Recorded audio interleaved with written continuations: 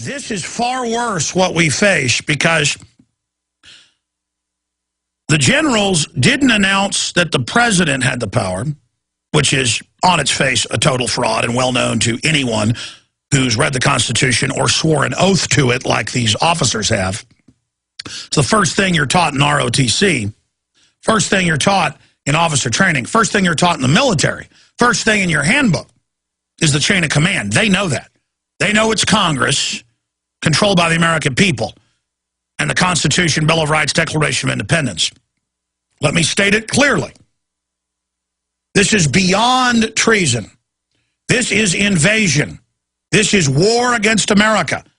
Just reading to you from Encyclopedia Britannica.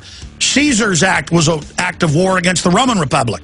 This is beyond that because Obama and his cohorts openly work for foreign mega central banks and corporations who have created this international body to cede domestic power to themselves. This is an international corporate coup d'etat against America, and all of these people pushing this should be arrested today. Again, I want to be very, very clear here with everyone who is listening to us on the radio across the United States and worldwide, everyone watching us at InfoWarsNews.com. I am giving you 100% common law back to Rome over 2,200 years, common law in England, common law here in the U.S., the Declaration of Independence, Constitution, all of it. And I'm going to play these clips coming up in the next segment. When you have the Joint Chiefs of Staff Chairman, the Secretary of Defense before the Senate, and they're saying, hey, you haven't come to us to launch the Libya war. You haven't come to us to launch these new operations in Syria. If you want to launch these wars, you've got to come to us. And by the way, the Congress wants these wars, these proxy wars. But they're like, but you've got to get authority from us. And the Secretary of Defense, the Chairman of the Joint Chiefs of Staff, talking to their bosses, the Congress, that control the purse and the war powers, tell them, no, we get it from the president who gets it from international bodies. And they say, the UN, NATO. Now, see, the same thing's happened in Europe. If you look at Europe, they're telling them the 25 member states of the EU can't get out of the euro, and that private mega banks are now appointing the prime ministers and presidents and raising taxes and cutting benefits to pay off debts created by the bankers. And so it's in Forbes, it's in The Economist, it's in the Financial Times. Oh, the technocrats are unelected, and they're setting up a global private corporate government. They know best. Open world government out in the open. And it's the same private groups. Those countries over time have had globalist agents put in who've signed more and more authority over to these NATO bodies, IMF, World Bank, OECD, all these groups.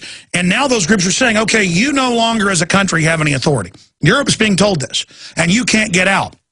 That's all a fraud. It's all been done by fraud. So they're dissolving the nation states and transferring to these corporate bodies. I mean, imagine these senators who are haughty and full of themselves on so many fronts, but it's the separation of powers, as the founders did. They separated the powers so you couldn't get a dictator. And so if somebody tried to become one, other powerful people aren't going to want to have their power taken, even if they're immoral. There's very few moral up there like Ron Paul. Kucinich had a warped value system, but was a moral guy who believed in what he was doing. He's been removed. He just lost. He, of course, was leading 10 Congress people suing Obama over the illegal Libya war. Congress sent him letters and said, you got to at least get authorization, forget a war declaration. They said, no, I got the UN giving me authority. So this isn't like Julius Caesar crossing the Rubicon and saying, I'll do whatever I want 2,000 plus years ago, 2,050-something years ago. This is worse. This is Obama financed by the big mega banks, by foreign interest. You see, it isn't really new to have foreign corporate interests take over your country. The British East India, the Dutch East India Company ran entire areas of the Pacific, entire areas of Asia, China, India. Corporations did, their own militaries. In fact, it is the model that came out of Italy from its nation states into England 500 years ago. It is the black nobility model. And British troops and others would be landed to serve these private corporations. And that's what the New World Order is. That's what Cecil Rhodes said it was, wrote books on it. That's what futurist, he wrote more nonfiction than he did fiction, H.G. Wells wrote about. This is a global corporate socialist combine run by the ultra-rich to shut down free market for everybody else but them. And laws and bureaucracy to shut everybody down but them, they're all exempt. And so we now have the spectacle of the Senate and the House, the Congress being told, you don't matter. And they're like, yeah, we do. The Constitution, you swear an oath to that. And it says the Congress is in charge. And they go, no, you're not. Panetta goes, no, you're not. And you watch the generals, they're getting off on it. Their body language is, you bet, we're in charge. Folks, this is exactly what happens in Guatemala or Nigeria. I mean, it's here. And it totally freaked the Senate out. There's multiple senators and House members. Breaking news, Representative Jones puts Obama on notice. Representative Walter Jones, Republican, North Carolina, introduced 8 concurrent resolution 107, which calls on the House and the Senate concurring to do the following: to put the president on notice of articles of impeachment for violation of the Constitution and treachery against the Republic. This is not rhetoric. This is an act of war against America. This is an extremely grave time that we're in right now. I am begging you to listen to me carefully, because I'm going to have Paul Watson put out another article in the next hour or two on this subject with congressional phone numbers. We have to have a plan of action. You know, when it comes to saying call Congress, tell them get rid of the TSA, when enough Congress people get harassed by TSA, they are having hearings and legislation to point out that they cannot engage in law enforcement activities. They're not bonded sworn officers, that they've got to stay within the Constitution. It takes time, but you can force something on Congress when there's enough pressure and when it's morally indefensible. And I could use a lot of other examples, but on this subject, Congress gets it. Congress knows that they are the largest, most diverse body representing the states, the House and the Senate. A lot of them are corrupt, a lot of them are bad, but they understand that when the military comes before them, they've always been the bosses in the chain of command. The Joint Chiefs of Staff, the chairman, always say, yes, sir. They all, the Secretary of Defense would never. This would be the equivalent, I hate to use gross analogies, of going up to a mega church in front of 5,000 people and pulling your pants down and defecating in front of the altar. I hate to use a gross analogy, but that's what this is so over the top. This is so 100% treason, but beyond treason. This is treachery. This is invasion. This is war against the Republic. I was just reading to you from the Encyclopedia Britannica on Roman law and the 49 BC crossing of the Rubicon by Julius Caesar, which was an act of war against the Roman Republic and ended up destroying it. And he was a popular super general. This is beyond that. This is a group of financial interest that have gotten control of the presidency, gotten control of most of the governorships, gotten control of many House and Senate members, gotten the government to sign on to their 1.5 quadrillion in fraudulent paper derivatives they created in the last 12, 13 years, since 1999, Glass-Steagall being removed. So we're already in economic fraud. We're already in economic bondage. And these global banks openly fund Agenda 21 and a post-industrial world. They openly fund the shutdown of the U.S. and tax incentives to move what's left of industry and business offshore, and to raise our taxes while lowering them in zones they control 100% like Communist China.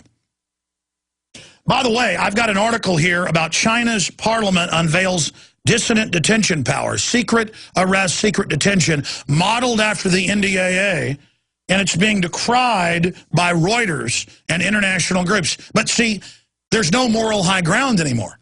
America, once the image of liberty and freedom, the example, not perfect, but still the best there was, is now the example in obesity and cancer and porn and death and illiteracy and evil and war and torture and secret arrest and every form of degeneracy you can imagine. Now, continuing here.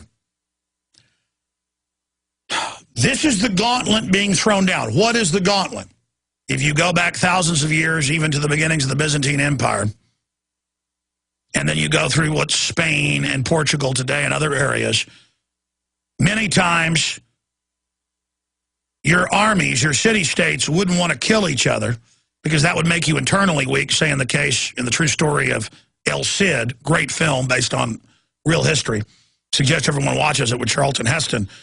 And the Moors are invading. And at that weak point, one of the other city-states in Spain, what Spain today, comes in and says, you will give us this city. And the king says, ancestrally, we've had this city for hundreds of years. And he says, fine, I will meet you with our armies on the field of battle here.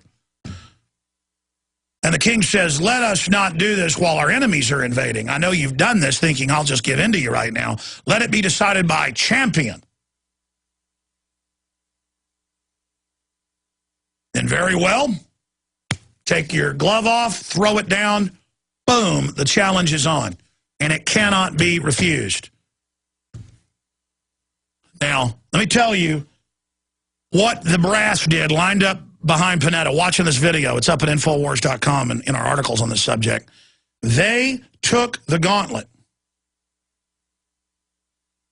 and they just threw it down in front of Congress. And I watched over and over again the body language of those generals. They had slit eyes like wolves, staring at those senators with total contempt. And Panetta sat there in a very friendly but mafioso way, just going, no. And they'd say, but Congress. You know, officers are commissioned by Congress. We hold the purse. We hold the war powers. It's the Constitution. And Panetta says, no, UN and NATO. And the senators are like, what? But see what happened last year when Obama said, I'm launching this war against Libya, but it's not a war. They said, but you got to get congressional authorization. He said, no, I don't need it. I get it from the UN. He didn't say the president can do this, because the president can't.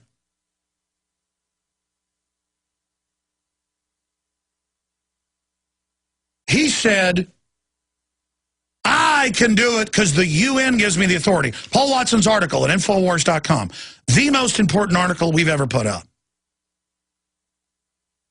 And we're going to have more on this subject. Has the links to the White House press releases where he says, I do this for the credibility of the UN.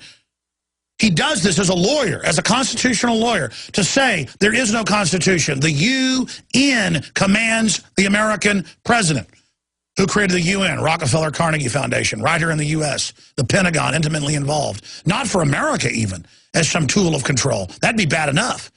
But as a thing to transfer the powers of the republic into and then incrementally build it out and train everybody to accept it. And now they're to the point, they've got blackmail files on all these senators and House members, hit teams ready to kill those they don't control, that they don't have dirt on. And they walk in there and they say, we're going to launch a war in Syria, and it doesn't matter what you say or do. And the senators are like, just like they were 8-9 months ago in Libya, they're like, well, we'd like to authorize it. You know, we're military-industrial complex funded. We're all for doing this. It's just you got to get authority from us. And they go, no, we don't. We get it from the UN and NATO. And the senators are like, but that's unconstitutional. It's not just unconstitutional. It's treason and treachery and a dictatorial Caesar-esque power grab directly out of a textbook, directly out of Episode 3 Star Wars, which is based on the Roman Senate from history, when Emperor Palpatine takes over. And they come to arrest him. They say, you're you're taking on all the powers of the Senate as a dictator, you're under arrest. And he goes, it's treason then. And they go, but the Senate won't stand for this. I am the Senate. That's what Caesar said. This is beyond. In fact, he said, I am the Senate once he took over. They said, but we're just a rubber stamp now. Well, I'll keep you around as a debating club, but I make the ultimate decisions. I am the Senate.